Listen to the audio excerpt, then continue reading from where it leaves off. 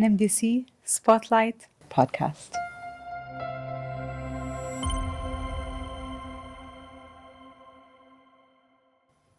Welcome to another episode of NMDC Spotlight. Today we are tackling the fast-changing field of technology. I have two guests with me, the Director of IT, Rami Abdul Wahab, and Maged Mahmoud, a data scientist with the IT department. They're going to talk to us about digital transformation and the new initiatives that we have debuting in the group. Thank you so much for being here. Thank you so much for having us today, Yumna, you and your audience for the NMDC family. Thank you. Maged, let's start with you. I know that your title is data scientist. Can you tell us what that means and what is it that you do? A data scientist at NMDC Group acts like a detective using data to solve problems and uncover insights that drive our engineering, construction, even dredging projects. Here's what we do. We gather data from various sources, and then we clean and prepare these data to ensure accuracy. Using AI algorithms, we explore this data to find patterns and trends such as predicting project timelines, estimating costs, or identifying potential safety issues. Then we build models to make these predictions and support decision making. Also at NMDC Group, we use generative AI, like large language models, LLMs, to enhance our AI capabilities. Overall, we transform raw data into insights that improve efficiency, safety, and decision-making in our projects. Very good. Rami, digital transformation is a buzzword that we hear a lot these days. Can you tell us what it refers to and how does that impact our organization? Actually, the answer can take hours to be clarified enough. But I'll speak about some aspect which is important for any organization. Using digital transformation, you can increase revenue, you can enhance project delivery, you can reduce project delivery timing, you can enhance your user experience at the office space. Some statistics reported that you can enhance the user satisfaction by 20%, okay, which is very important to have a healthy environment within the office space. You can reduce your operating costs. You can reduce the lead time to receive goods and services. Many things can happen using digital transformation. The most important aspect is to use the right technology at the right time and at the right place as well. So digital transformation can boost the performance of any organization. Very good. So specifically for NMDC Group, do you want to talk about some of the new initiatives that you have up your sleeve? If we want to take some examples, we have to keep in mind that we are following the organization strategy. So we are following the organization strategy to make it more workable and more efficient. So let's take one of the examples that we need to enhance our project delivery. By enhancing our project delivery, we have done many initiatives.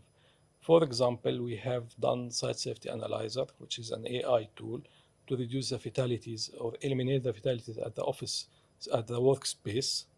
We have done Connected Worker to enhance the productivity of delivering our projects. We have done digital twin for some of our projects, and we are rolling out to many other projects across the group, which is very important. The aspects are very large and very broad. For example, that we can find it in the back office, we can find it at the front office, we can find it at the project sites. In short, we are boosting the organization performance using digitization and digital transformation concepts and tools. One of the initiatives that you just mentioned is called Connected Workers. Now, when we were talking earlier, you said this uses geofencing. What exactly does that mean? Okay, without going to the fuzzy words and technical words that like IoT, blockchain, cloud computing, and all of this, let's try to simplify the concept for our audience. Let's imagine that we have an area that we need to cover it for many reasons. One of the reasons that if anyone at a distance will be feeling dizzy or something, that he need to ask for help and he doesn't have the power to call or to do something or even to shout. So we are providing our users with tags with a buzz of a button, with a push of a button, that he's able to request for help. This keeping in mind our biggest asset, which are our people. So we care about our people, we care about their health, we care about their safety. In addition, we care about the operation that to get the most possible output of our resources. So we are ensuring that we are using their time efficiently and effectively. So we are covering an area with a mesh network, or let's call a network that within anything within this network can be censored using some tags given to the users and to the equipment. The users can use it for asking for help, the equipment for checking their positions and whether that it comply with the planned position for them or not. Great. And one of the recently launched initiatives as well is NMDC GPT. I'm very excited to start using it. Do you want to tell us a bit about that? It's my favorite topic. We keep hearing about the topic of AI recently, maybe 7 years ago. But if we look at the history, the concept of AI started in 1950s. Out of development happened since then. In 90s, maybe it was a breakthrough using AI. Then 7 years ago, when the OpenAI came into the picture, everyone heard about AI. So we are at NMDC trying to seize opportunity. So we came with an ambitious plan and dedicated plan to be in the middle of AI arena. So we came with some new initiative called NMDC GPT. It's not ChatGPT, it's NMDC GPT, having our patent and our trademark. So I let Magid speak about the features of NMDC GPT. He will give you a good idea about all the features in it. At NMDC Group, our NMDC GPT model is a powerful tool that enhances our operations with advanced AI capabilities. It includes features like Q&A, question and answering, instantly access information from our extensive company documents, making it easy to find answers quickly. Semantic search. Traditional search works by finding the exact keyword, while our AI tool goes beyond keywords to understand the deeper meaning behind the queries. Summarize. This tool condenses lengthy documents into concise, actionable insights, saving time and improving information digestion. These features streamline our operations and streamline access to information and enhances decision-making process across our operations or our projects. In addition to these features, we have developed AI smart agents that act as a virtual employee to streamline our operations. These AI agents take over complex tasks, making decisions behind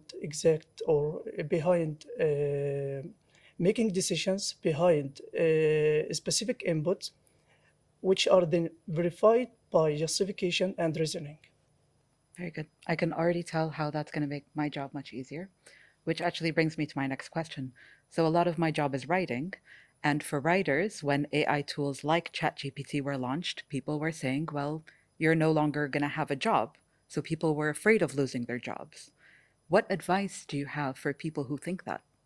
Let's state one statement. Technology is fun and technology is useful. Mm-hmm. Okay. So let's keep this in mind. Okay. We can use the technology in a good way and in a bad way. But within our organization, we are using to increase productivity and go to new horizons for our team, meaning that we will do the things better, not in the ordinary way, but in a creative way, using the AI technologies. Regarding this also, an advice to our employees, never resist AI technology, since it will be imposed on us sooner or later. Instead, adapt to this technology, equip yourself with AI tools and initiatives you are implementing here. Embracing AI will not take over your jobs, but will enhance your capabilities and free you from routine tasks, allowing you to contribute more strategically and creatively in our projects. I think that's very good advice for all technologies at the moment. What about the security risks with any new technologies that come up? Look, there is no security boundaries, meaning that the time we go 1 kilometer, the hackers will go 2 kilometers. So we have to be always prepared. We are always trying to enhance our security measures. We are striving to go to the best and beyond. Okay. If we will say that this is enough, then we will not reach to anything, or we will not reach to anywhere. Okay. We have to keep striving, going above and beyond. We have to look at for new ideas, new technologies, introducing many other technologies in the area of cyber security. Nowadays, we can see many incidents about ransomware, about hacking, about new hacking tools, about new scenarios to hack organization, which is the most important aspect of any organization is intellectual property and the information. Now we are in the era of information since longer time ago. Maybe we are speaking about the age of technology, age of the new era of the information since about 50 or 60 years ago. So since this is the most important aspect, we have to keep striving to protect it and to make sure that we are up to the state of the art when it comes to the cyber security and the cyber,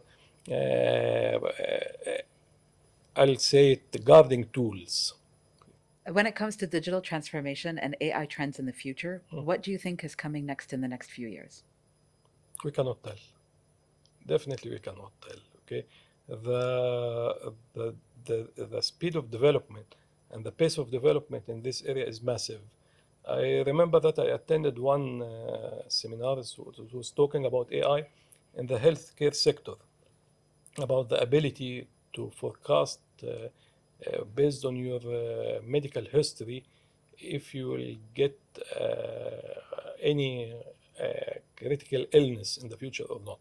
So I asked the host at that time, what about the ethical part of this? He said, look, we are talking about the technology. We are not talking about the ethical part. Of course, there is an ethical part implied into this, and it has to be tackled. But we leave it for the experienced people when it comes. But if you ask me today, I wouldn't tell. For example, if we will talk about the year 2004, no one anticipated that we will have touch phones. Yeah. And it happened within 4 years from the year 2004. So unfortunately, I don't have a crystal ball, but we have to be alerted for any new technology to engage in it because we cannot be outdated in our organization. Do you have anything to add? For me, I call this year 2024 is the year of agents or AI agents. Mm-hmm. So I see the trend or the future of AI will be for agents only that act as virtual teams, virtual employees that can take decision based on a specific input, which is dynamic, not fixed all time. So it's dynamic based on the input. If input is changed, the decision will be changed based on the requirements. But this shouldn't bother anyone. Huh? Maybe our audience will hear about this ad, so will be replaced by robotics or something. No, this is not the case. It will help us to enhance our work. It will help us to increase our productivity. But we will not asking to replace anyone with the robots, because at the end of the day, you need smart people to manage such change. I like the optimistic outlook. Yes. Now, Megat, I know that you worked on some of the tools that we talked about today, and maybe you're working on something new. Can you tell us what we can expect next at NMDC Group when it comes to these kind of tools or initiatives? We will develop an assistant, for example, for HR, which will import newcomers for our company. Also, we have for our NMDC Energy an agent called CRS, Comment Resolution System, Mr. Rami is better to speak about it. Also, we are gonna implement for structured database or integration with ERP systems, a Q&A system that will take insights instantly from the database based on the queries. Okay, I understood most of that except for the last part. Can you put it in simpler terms? For structured database means for normal people, we can't deal directly with the database, like SQL database or whatever the database. So we're going to implement a LLM model that can deal direct with the database. So you can ask a question and the answer will come directly from the database. If that means I don't have to look at any more spreadsheets, that makes me happy. Thank you. Yeah. Back to the CRS. Do you want to tell us a bit about that? Okay, generative AI is very flexible, okay, and it's very broad. Has many aspects, can go into many dimensions. We can go into unstructured data, like Magid mentioned. Structured data, like connecting to another system and to start reading from the data into the other system and start to give you more insights without the need to have other thing in the background or in the back end except the database. So you can start asking it as if you are asking Google, okay, or Google it, but within the company data itself. Okay. So this will give you resilience and it will give you flexibility and it will help decision making based on a few keyboard strokes. Let's take the other example. What if we don't have the data into structured way or into repository? We have a set of Excel sheets, we have PDF, we have images, we have unstructured data. So let's take an example. We are having drawings. We are sending to our clients to have their comments on such drawings. Normally, typically the customer can come up with 100 to 200 comment per drawing. Okay. Our mission or our obligation towards our customer to give them constructive and useful feedback on each and every comment they are making. Okay. So we have to capture each and every comment they are making on a big diagram that it will take us some time from our users or from our departments to capture each and every comment. And we have to ensure that we will not miss a single comment. Otherwise, we'll send it to our client. Then he will feel that we are not dealing with it with enough attention. So he can return it back to us and so on and so forth, which takes some time. So the system or the anticipated system or the future system that we are currently developing, that it will go and capture each and every comment from the diagram, whether it has been made by hand or by marker or by even another computerized solution. And it will collect them in Excel sheet, on a table or whatever. There are many options, and it will make them ready for our users to put their input on each and every. Then this will enhance our productivity, will reduce the time, and it will give us a better image in front of our client. Okay. This is in brief. I'm trying not to use too much technical details for our audience, keeping in mind that if any one of the audience is interested to know more, can feel free to contact us at any given time. We are more than happy to provide them demo on our initiatives, to have more discussion, to listen to more ideas. The brainstorming in such technology matters make very better enhancement in any technology. Thank you for today. That was very enlightening and you gave me a lot of great information. But before I let you go, we have a challenge for you. In front of you, there are some questions. I would like you to pick one out, read it out loud, and then answer it if you accept the challenge.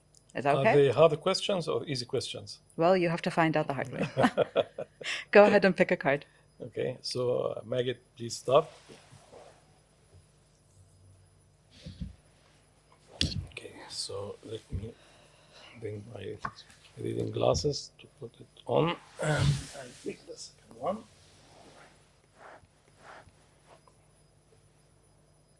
Rami, we'll start with you. Read the question out loud. The question says, if you had to spend a free day without a mobile or phone, how would you spend the day? So I'll try to spend the life with limited channel TV. Although there are many streaming services nowadays that every one of us is using, I'll try to stick the very limited entertainment service at that time. I'll go to the cinema, while I stopped going to the cinema a long time ago because of the streaming services. I'll try to have a nice walk beside the beach, at the beach. I'll try to travel. It's only one day, or can I extend it more than one day? If that's how you want to live your life, we can extend it. I'll take 1 week. I'll spend 1 week without mobile or phone. That's refreshing. I'll travel. I'll travel very distant area. Where would you go? Something relaxing. The choices are mine, huh? course. Unlimited choices. Yeah. Unlimited chances as well. So I'll travel. I'll try to live a simple life as we used to do previously. It was nice. Yes, maybe it's better in some aspect before, and good in some aspect now, but it will be a great chance. I'll take the time machine and I'll try to live without them. Okay, so I'll do it. That does sound very nice. Now I want to do it. Actually, every one of us, if he has a chance, or she has a chance to do it, they wouldn't mind it. Being reachable is not nice every time and at any given occasion. Yes, it has its pros and it has its cons, but it's not bad at all. It's not that bad at all. Okay, this is a day in my life. If I'll go back with a time machine, Sometimes you need to disconnect. it's better to disconnect sometimes. You need your me time. So how can you reach me time while a lot of distraction because of the mobile, or because of the being reachable via your laptop, or because you are connected to all the incidents and all the things happening around you. So to have a me time, you have to be disconnected somehow. True. Okay. That's it. Very good. Thank you. Magad, what's your say? If AI could help you master any new hobby or skill, what would it be and why? As per the new updates of OpenAI, we are able to speak with ChatGPT in video. So it could be an instructor for learning new languages. So for me, I would go for Italian. Why would you learn Italian? It could enhance my travel experience Okay. and open up new cultural and professional opportunities. Thank you so much for joining us today. I really enjoyed our discussion, and I thought all of your insights were really interesting. Until we meet next time. Thank you so much. Thank you for having us. And thank you for all the audience from NMDC family for their time watching us, and till we remain again. Thank you. Thank you. Thank you.